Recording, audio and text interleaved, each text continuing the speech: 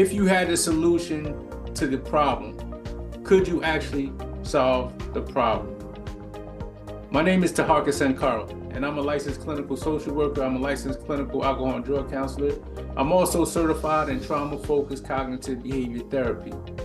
And with this skill set, I seek to empower youth and their parents to refine the quality of their relationships by increasing their self-awareness, enhancing their communication, and developing some social-emotional management skills so that they can enjoy a peace of mind, as well as transfer intergenerational health. Well, what is the solution? I would tell you that out of all the children and parents that I work with, 99.9% of the time, part of the problem is communication. Communication is known as the cornerstone for any relationship.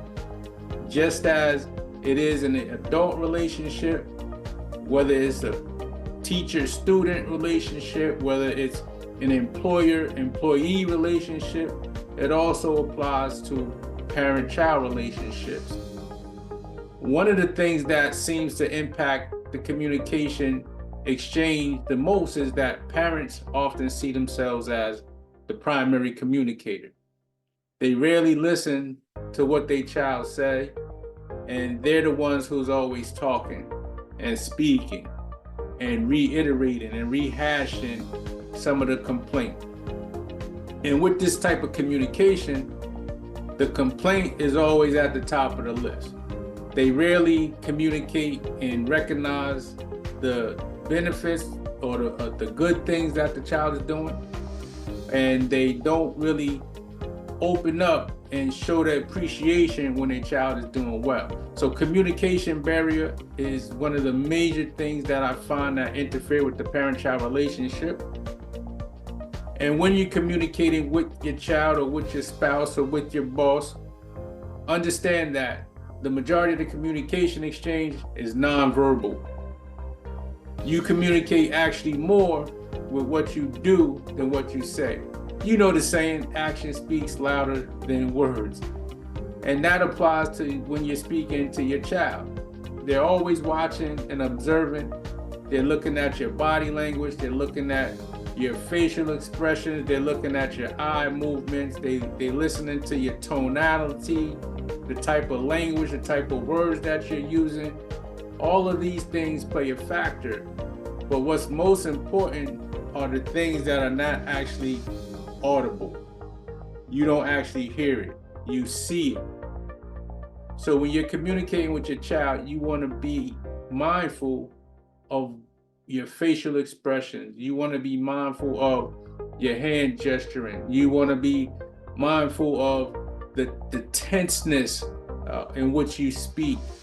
You also want to be mindful of your eye movement. You want to be mindful of several different things that aren't the verbal component, because the action, the body movement, and gesturing can actually contradict what you're saying verbally.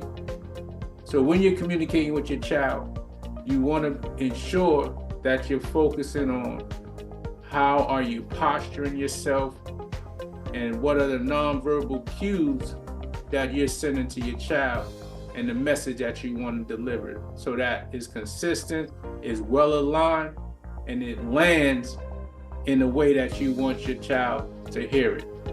So I recently came across this book, and it is phenomenal. It speaks about many different aspects of parent-child relationships, but one of the key components, actually the title of the book, is How to Talk So That Children Will Listen, Kids Will Listen, and Listen So That Kids Will Talk. So don't be the one that always communicates or always speaks and verbalizes. You may want to listen, which is a nonverbal act.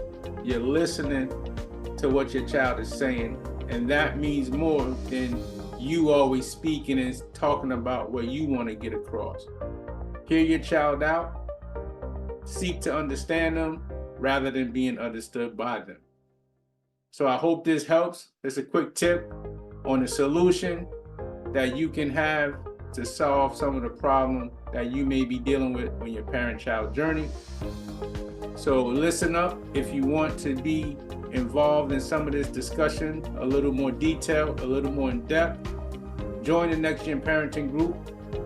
You can be a part of this group. It's a virtual village where other parents and like-minded adults are involved in this discussion on how to best parent our children so that they can be the best that they're capable of becoming. So join the Next Gen Parenting Group, and I look forward to seeing you in that room.